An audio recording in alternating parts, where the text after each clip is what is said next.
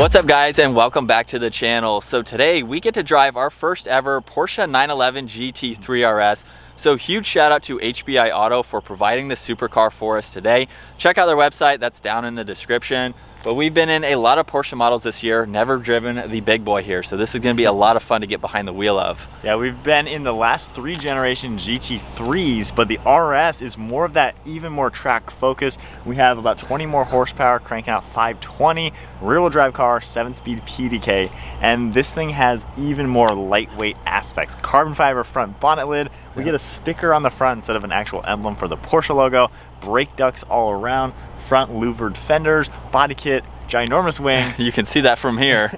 And on the inside we got the racing seats and a roll cage. This is gonna be like a complete go-kart track car, but street legal with a tag on the back. And we have bright green. Yes, so we're gonna stick out in this car. Carbon ceramics, we have the green all around the wheels.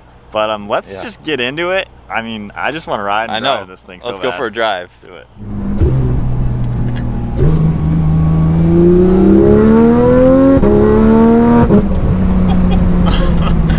It was short shifting. Yeah. Man, this thing has so much potential. It sounds insane already. But now that we are out in the Porsche 911 GT3 RS, what makes this not only the ultimate Porsche model, but why we love Porsches? We've driven so many this year.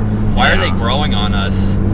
And basically, growing up, you know, looking at Porsche models, we thought they all look the same. It looks like just a basic Porsche model. That's an old man car. Why would you buy a Porsche model when you can get a Lambo, a Ferrari, something like that for the same price? And after driving them, we have completely changed our opinion. Once you get into the GT3s and even like the GTS, like every step up, 911 especially, is so much more track focused and raw and just crazy to be in. And a car like this is genuinely on par with the Ferraris and the Lamborghinis, the way it feels. It feels like a supercar, true on, you know, $250,000 supercar for sure. But depending on the model that you can get a car that flies under the radar. You know, we're in a bright green, huge wing Porsche model that you can spot from anywhere. Yeah. But if you get a little bit kind of understated, if that's the right word, like maybe a full black, no wing, you can get all that performance hidden underneath just that classic Porsche design. I'm finding that a car like this, maybe not this exact one because it's crazy, but like the normal GT3 even, it's a car that doesn't have the supercar style in the sense, but the more you know them, the more you actually look at them and say, wow, that's a cool looking car. Yeah, like what's underneath it. So I think we were almost too superficial in the beginning because we were like, the same. Like, why would you spend $250,000 on a car that kind of looks pretty similar to a $40,000 Cayman? Right. When a Lamborghini looks, wow, Lamborghini. Yeah. But it's when you drive this car, these are 100% driver's cars, and they are every bit of a supercar. So this car, after driving... Specifically this car. After driving some GT3s, what is this thing like to drive? Because I'm going to drive it soon, which I'm not letting him not let me drive it.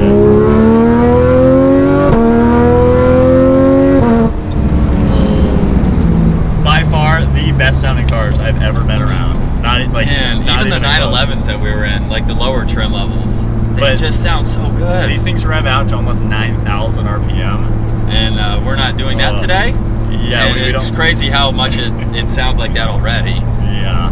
But man, the more that we drive the Porsches, I could get on board. I would love to drive a GT3 RS with a stick. Yeah. But the PDK in these, it's one of the quickest transmissions we've been behind the wheel of. It's so darn quick, and everything with this car is so precise. It's pretty impressive for sure. And I think that's where, just looking at the car, you don't realize until you get behind the wheel, you put some miles on it, you really feel how driver focused this car is. Yeah. And that's what Porsche is known for. They have some of the best handling vehicles.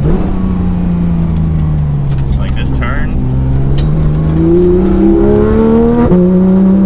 And I mean, we're not even like 3,000 RPM and we're having fun in this. Yeah. But that out of the way, let's talk about the GT3 RS that we are in right now. This is so much different than the 911s that we've been in. And specifically because we are in these racing seats, the rest of the 5-point harness is up front. So you can strap them to the roll cage and be a little bit more secure in your seat. But these are definitely seat huggers here. Yeah, I'm not going anywhere. in this seat. We have that large wing, which actually I can see underneath. So if I have traffic behind me, it's out of the way. It is that tall. And we're on a kind of a back road here, not too many hard twisties, but it's handling so well. We don't have any driver modes or anything. This is a car that you just get in and go. The only real mode is you can adjust your suspension, the exhaust valve on and off, and your transmission. You can make it a little bit sharper. But we'll do suspension and exhaust. Right. I'm excited to try this thing too.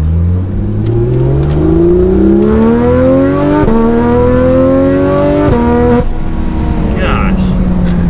That's one thing with these cars too, is they are very loud, and we weren't going crazy fast compared to how loud it sounds. It's louder than it looks, I would say, because it looks really, really fast, but it's not that fast in the sense of it's not a Turbo S model, that type of performance. It still does 0 to 60 in 3 seconds flat, but this is a car, it's all about the precision, the handling. You'll be going 100 miles an hour, don't you worry, but it's about taking that turn at 100 like you're in a parking lot. Yeah. And I mean, we're on a pretty smooth road. We have a few twisties here. I mean, this car is just like, as soon as I turn it, you can see that. Hopefully the camera can see how we're moving there. It turns like this. It's exactly where I want it to go, which is crazy to see. But you think you're ready to get behind the wheel? I've been dying to drive. See what it's like? I drove, Carrera T earlier, and I've been in the GT3, but... Right.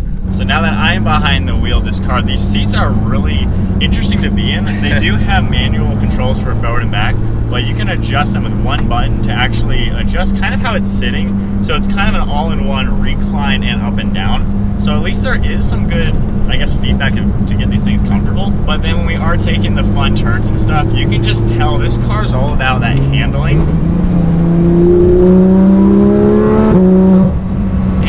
And it's a car that when you don't really know what they're capable of, you can kind of play it off as just, well, it's a Porsche, my grandpa has one. Yeah. They all look the same. It's a glorified Volkswagen Beetle, really.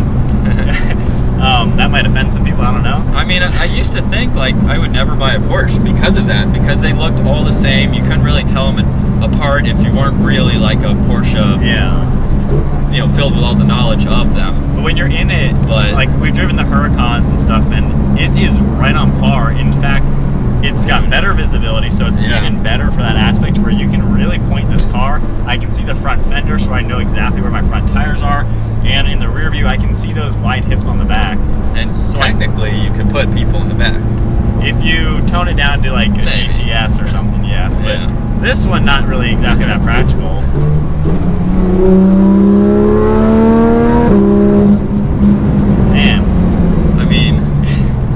Crazy. It's a car that it's so fun to drive. It's truly a driver's car. And we still have, navigation and all of your goodies too. Yeah. If you wanted to daily drive this, I might swap out the seats, but... Yeah, this one would be a little challenging, I think, just because the seats, I was curious about how these seats would be. I do like them, but... Yeah, they're really great. They're not as comfortable, I'd say, for the long haul, comparing it to, like, the normal seats in these cars. And the way it sounds is just nuts.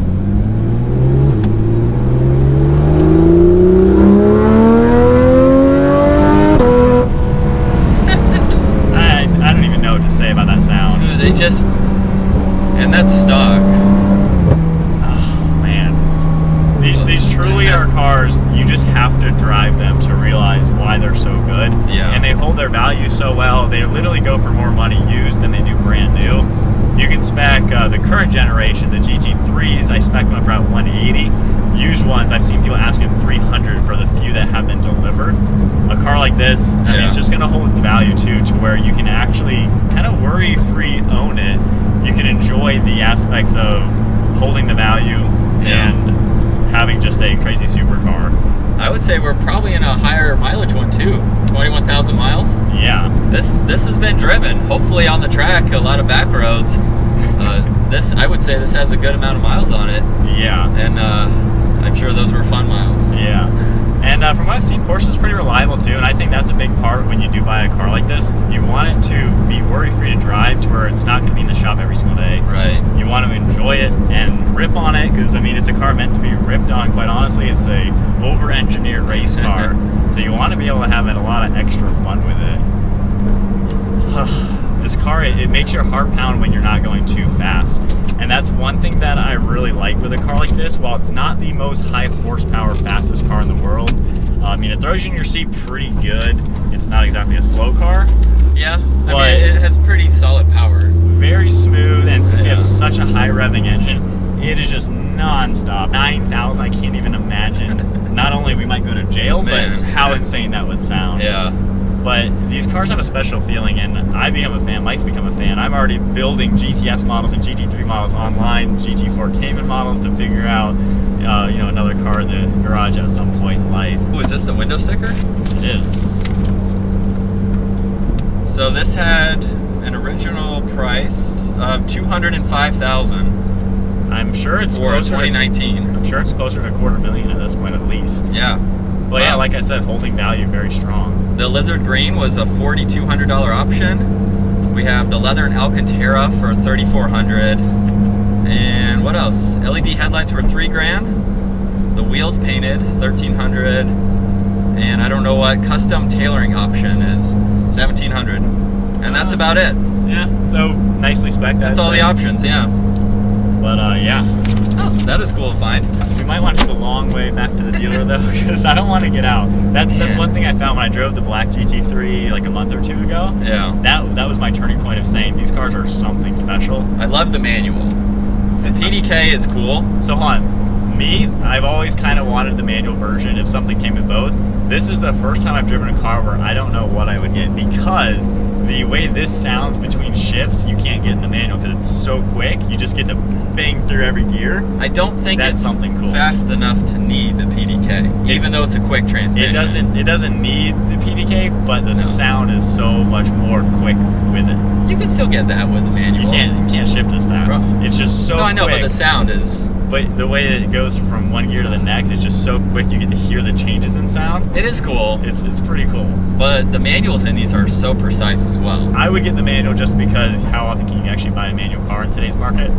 True. I think they're going to hold their value more. Oh yeah, for sure. But the GT3 RS, unfortunately, dealers around the corner.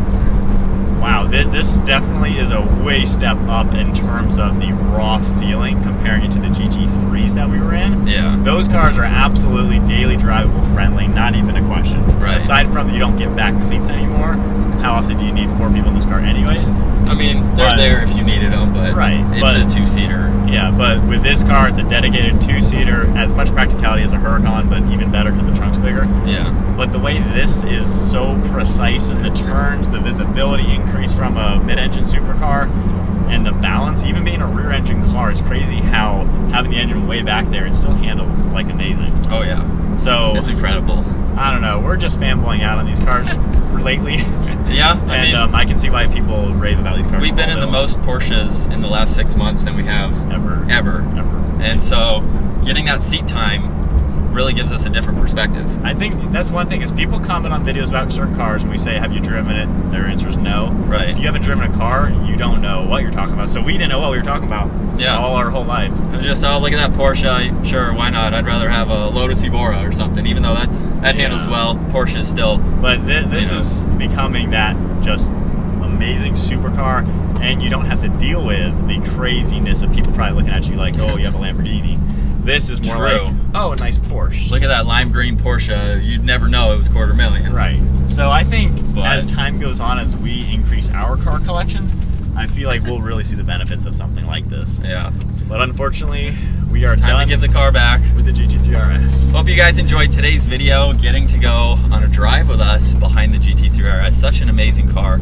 Once again, huge shout out to HBI Auto. Check out their website, that's down in the description. Give the video a huge thumbs up and smash that subscribe button to stay up to date with our daily uploads. And that's it for this car. Unfortunately, I don't want to get back. We'll see you guys in the next video.